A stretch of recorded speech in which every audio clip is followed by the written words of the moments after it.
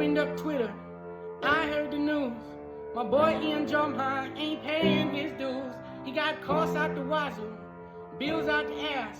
When the charity called, say he ain't got the cash. Look, guys, let's not get it twisted. I am not here to say that it is funny or cool that iDubbbz has announced that Creator Clash 2 operated at a loss in totality, and they essentially lost $250,000 by holding the event after all the expenses and all the profits were tallied up. That sucks. That sucks for everybody. It doesn't matter if you thought iDubbbz it was cool or if he is uncool. It doesn't matter. This is not good. This is not like a great thing for anybody, really. Is it a lesson learned for a lot of people involved? I'm sure it is on both sides. This is not something to cheer on. You know what I'm saying? But before, I talk at length about this, let's listen to what Ian has to say so we have that on record, and then we will dissect, the totality of the situation here. Hello, everyone. I have some bad news to share with you. I really don't want to share it. I feel terrible. This year has been a rough one, but this is the path that I chose, so I think it's best to be transparent. For Creator Clash 2, despite it being a fun event and despite good fights and a lot of creators sacrificing a lot of time, money, and energy, we lost $250,000 on the event. The way that this typically works for anyone who's unaware is that once our expenses are paid off for the event, like all the minimums of broadcasting, the hotel, travel, all that sort of stuff, once that's all paid off, then we can start paying the charities. Unfortunately, we didn't even reach the break-even point, right? We're $250,000 in the red. I foolishly thought that the success of last year should be a minimum, a minimum for what we are able to do this year. It feels particularly bad because this isn't like a regular business where it's all a personal loss and I can just be like, oh, okay, I suck at business, and I walk away from it. All of the other fighters were, hoping that their charities got represented. For me, I was just thinking let's just avoid catastrophe. As long as there's not I don't know, like a bomb threat or injuries or anything crazy, we should be fine. Amongst the 800 pirated streaming sites, there were between 1.3 and 3 million viewers. So even though there were around 50,000 pay-per-view buys, there were around 1.3 to 3 million viewers. If it's 1 or 2 steps to pirate it, but it's 3 or 4 steps to stream it legitimately, people are going to take the pirating option every time. I think we also had a big streamer audience. That's who we are appealing to. I really like the live stream audience. People who want to watch these events live, and they watch things on Twitch and YouTube, and they get it all for free generally. So I think it was, in a lot of ways, bad to appeal to that crowd and not give away the stream for free. Bigger arena. We went to the Amalie Arena, so it was twice as big. We paid more for broadcasting, so we bought out a hotel to make sure all the creators had a safe place that they can stay. We also had events the day before the fight and the day after the fight, so that fighters and friends and family could come together and process their trauma. That was sort of paramount for me because the first year we did the fight and then I went to bed. I got the shit kicked out of me by Dr. Mike, and then I went to bed, and then I woke up, the hotel was empty, and then I got on a flight.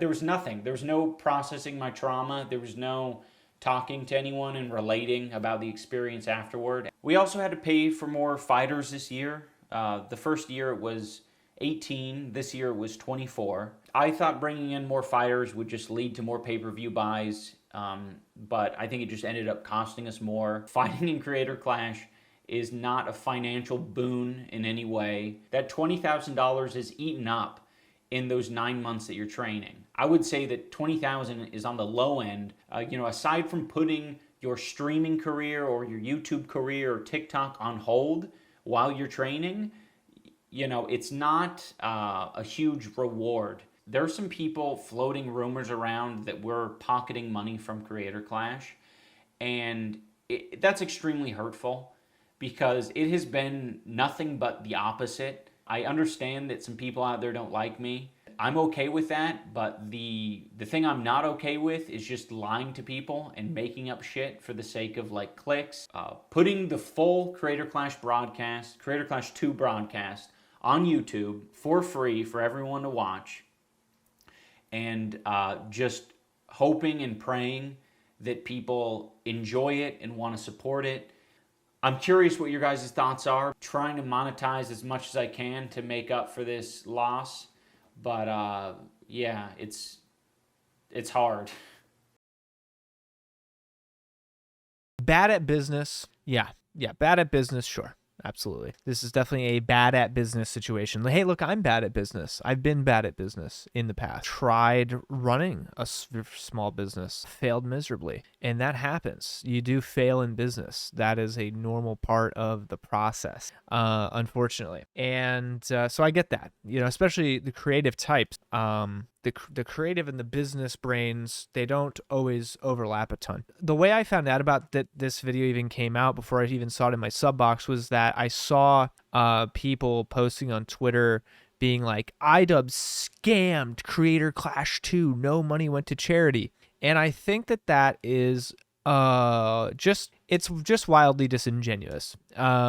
And I think that kind of stuff, before we even get into anything else, that kind of shit really needs to not happen. That does not fly. That's not like it rubs salt in wounds that are already so raw. The types of people who are going to post like that are the types of people who have never attempted anything difficult in their lives. Thus, they have never failed. Right? Because if you don't take any risks, then yeah, sure, you're never going to fail, but then you're also never going to succeed. And, those are the types of people that are going to point and laugh here, because whether you agree with iDubbbz or his politics or his person, or you like him as a person or whatever, or you think that Creator Clash 2 is cool or not, despite all that, he's someone trying to do something interesting, trying to do something creative, trying to do something of high quality and high production value. You can't knock him for trying to do something this generative, this productive, this high quality. And there was a lot of interest. And Creator Clash did really well, and it did raise some good money for charity. And that's really fucking cool. Raising money for charity is really fucking cool all the time, no matter what. And to denigrate on that and to try to make people feel dumb for trying to do charitable things is always that's always shitty, and fuck you always for that. If you're one of those people, that is not a helpful way to go about. That is not a helpful sentiment to propagate. And so, that aside, there's some things that he obviously did wrong here. And I think there's some things that are very clearly that he did wrong. And I think most people would agree. When you have an event coming up like this, to piss off a large portion of the audience who was going to watch, to kick fighters off the card last minute, and then to create uneven fights as a result, the FroggyFresh and Chris Raygun fight, that was a fairly more evenly matched fight to begin with. FroggyFresh gets kicked off the card. The Chris Raygun fight turns into a completely unbalanced, uneven, ridiculous mockery of a matchup, not only to kick fighters off the card, but also to just create bad matchups as a result of that.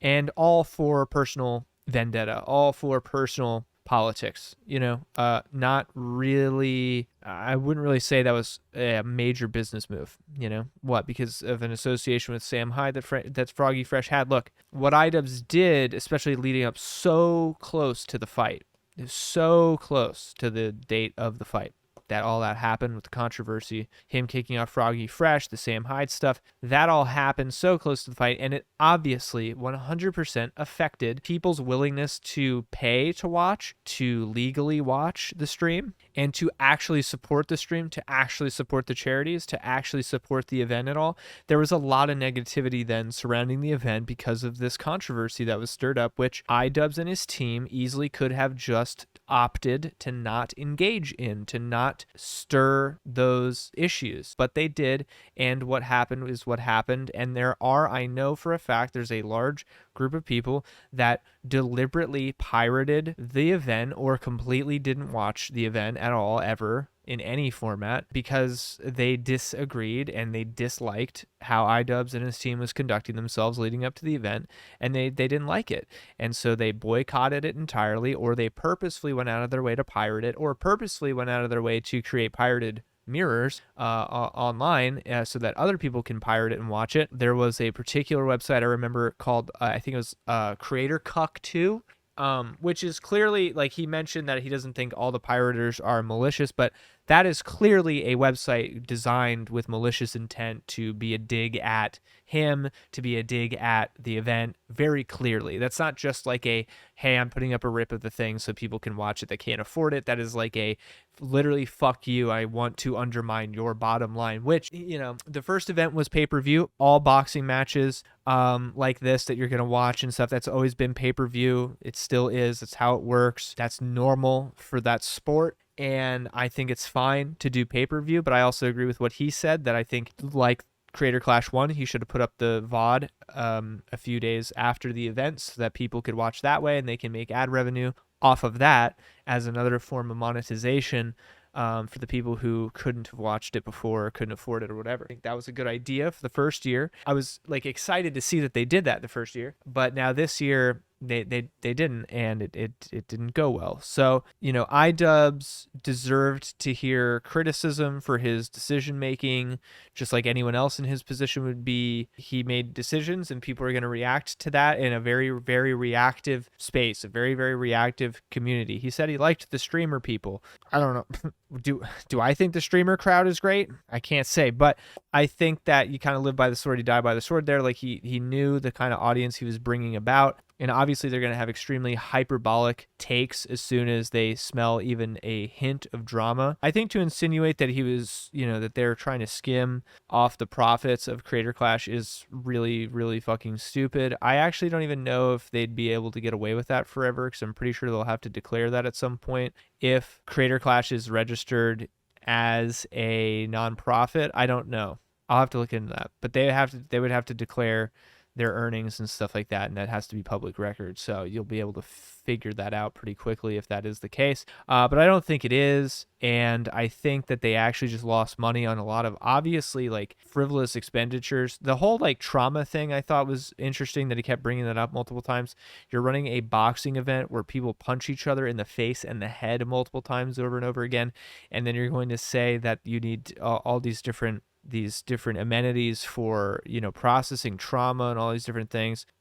It's not necessary. Is it cool if you can afford it? Yes, as a luxury, but it's not necessary to put on the event. And I know that he stands by it and whatever. I just think it's interesting. He keeps bringing up trauma like a middle school girl, like he just went through some kind of, like he fucking survived a fire or something. It's really weird. Like you all willfully agreed and signed contracts and read a bunch of stuff and agreed to get punched a bunch of times and possibly knocked out cold and get cut up and bleed and break your nose and everything like that, and suffer brain damage, getting your brain knocked around in your skull multiple times. You all agreed to be there and do that, and then you're going to be like, you're traumatized? I don't know. That's weird to me. That's kind of weird. I don't know if I would say that like all athletes are traumatized people, you know, are football players all traumatized? I don't know. Like that's just a weird thing to keep saying over and over again.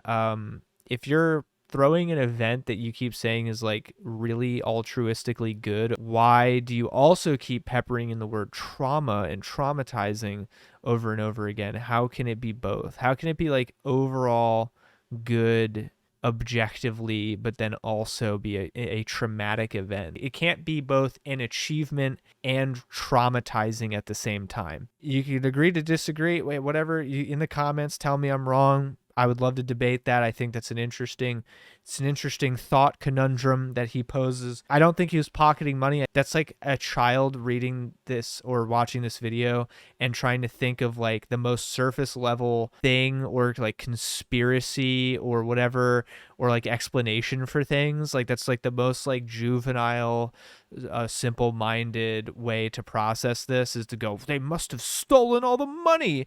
Like, because you just have no idea any other way to formulate a intelligent hypothesis on how any of this could happen, because you don't know anything about business, and you don't know anything about finance, and you don't know anything about sports, and you don't know anything about entertainment and show business. So you just say dumb shit all the time on fucking Twitter and your YouTube channels. God, I hate most of you. I hate most of the commentary channels, dude. Oh my God. They will say anything for clicks. I swear to God. But yeah, no, I don't think they were skimming money off. I don't think iDubbbz, more like iDubbbz. Am I right? No, I don't think so. I think that he just horribly mismanaged money, and he said in his words, bought out a whole hotel for the creators for free exposure, so they could get exposure. It sounds like they didn't do a lot of advertising that they should have done leading up to the event. I really didn't know when it was going to go down until like the last minute almost. It was very close to the event. I think around when the controversy was happening that I kind of learned when the event was coming, and it was way sooner than I expected.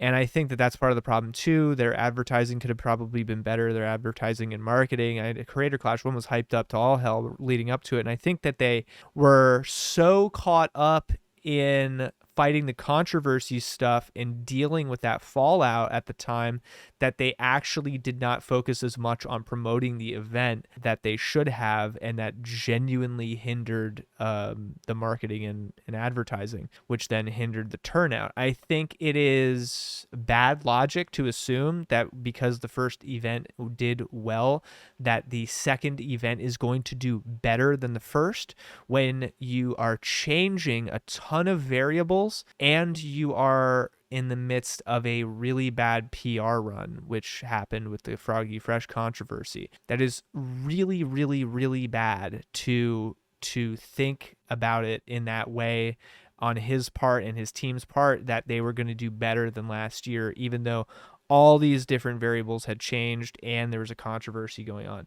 That is super short-sighted on their part. The $20,000 stipend for the fighters, that's fucking stupid. Let's not even talk about that. Like they get paid to train. Training's expensive. Trainers are expensive. The dieting is expensive. Putting your other work that you do to generate income is expensive. And that's below minimum wage, $20,000 to be training, which is a full-time thing. I remember Sam Hyde said for his fight that it was just wildly inconvenient. He's a content creator as well, and he did his fight and he was training for his fight, grueling, day in day out leading up to it. And he said he was like, I wouldn't do it again for that little of money, because it's just not worth it. Like, you're just losing money doing these events, because you make way more making your content, doing your business, doing whatever it is. And so to put all that on hold to go fight, it's not lucrative. It's really not. So to say that the fighters are getting kicked back, that's all fucking stupid. Once again, that's stupid. You don't know what you're talking about. Please shut up. More fighters, more problems. I think this card was extremely underwhelming. I think that I didn't recognize almost anyone on this card for Creator Clash 2. Creator Clash 1, I felt like every other fight, at least, I knew the people well enough that I was like excited to watch it. This year was like, I don't know if they were in a hurry. I feel like they blew their load a lot on the first year, and a lot of those people, after they fought, they were like, oh, this sucks and is really hard and I don't want to do it again. So they really blew their load on like a lot of the bigger names than the exciting names in the content creation like YouTube space that first year. And then a lot of them were not really stoked to come back because it was too hard. And so they were left to find a lot of newer blood again, people that just didn't seem to be as well known or whatever. I think the card, which is something he doesn't really mention, but like nobody knew who the fuck was on this card. Like Zoomers knew this card. Like I don't know any of these people that were on this card almost, and it was really underwhelming and boring. in my opinion. I just was, if you don't know who these people are, then like no one's going to be stoked to watch it. I don't know how, like, that doesn't make sense, but it is entertaining, dude. It's an entertaining show. It's cool that they did it.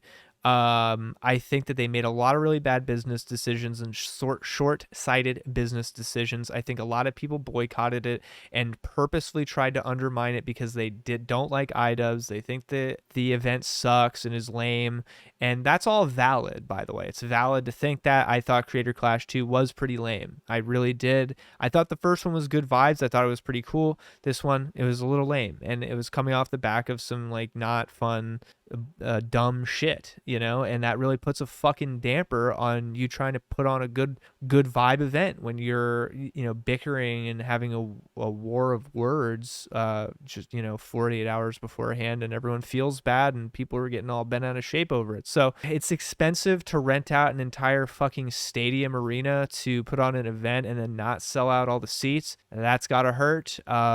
This shit adds up, dude. Buying out a hotel, buying out a bigger venue than the first year, not advertising enough, not marketing enough. It seems also that he didn't have a very strong team or leadership behind him, because he said that he made the decision. He kept saying with the pronouns like he, just him, was making singular the decision to not put up the stream for free afterwards like he did the first year, because his thought process was that they will make more pay-per-view sales that way because people will assume they won't be able to watch it after this. And he said that was his decision, which I think is one of those decisions that possibly cost them a lot of money. So that sounds like he didn't have a lot of people around him that were giving input that he was listening to, that he trusted, that were making high-level decisions. Like, a lot of this does sound like it was on him, and he's not a businessman. That's okay. He doesn't have to be. Not everybody's Mr. Beast, and not everybody's all business-brained like that. That's totally fine. I hope that they figure it out. I hope that people do donate. I hope that people do support it, because to have less cool stuff going on, less events that are cool, like where people are trying to make cool stuff, loving Sam Hyde or not, loving FroggyFresh or not, whatever, I don't think we should be like, yeah, because then the next time someone has a cool idea, wants to do something cool, they're going to possibly be discouraged by the overwhelmingly negative response that like this one's had. And I just don't think it's a good trend to set, to be like naysaying and pissing on everybody's cornflakes 24/7 when they try to do stuff. Like, I hope he learns from it. I hope they figure out the money situation. Do I care if there's a Creator Clash 3 at this point right now? No.